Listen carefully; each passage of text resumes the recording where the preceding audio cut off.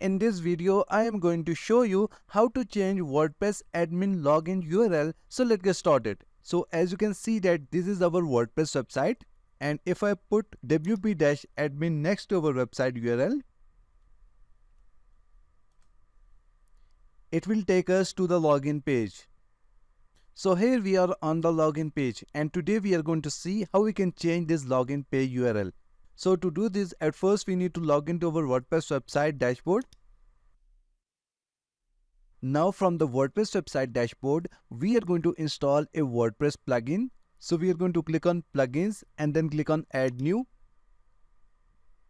And now we are going to search for hide login.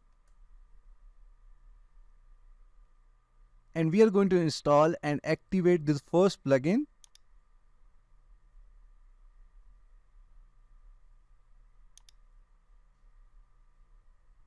And now from the left menu, we are going to click on settings and then click on general. And after that, we are going to scroll down. And here we will see WPS hide login section.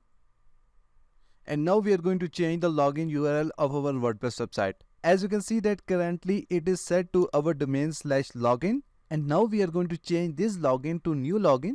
You can change this according to your own choice. So I am going to put new here. And after that, I am going to click on save changes.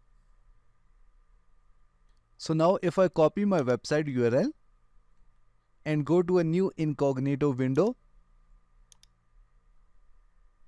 and type login next to it.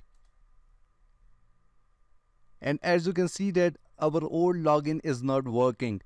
And now if I type new login next to my website URL, and as you can see that we have successfully redirected to the login page.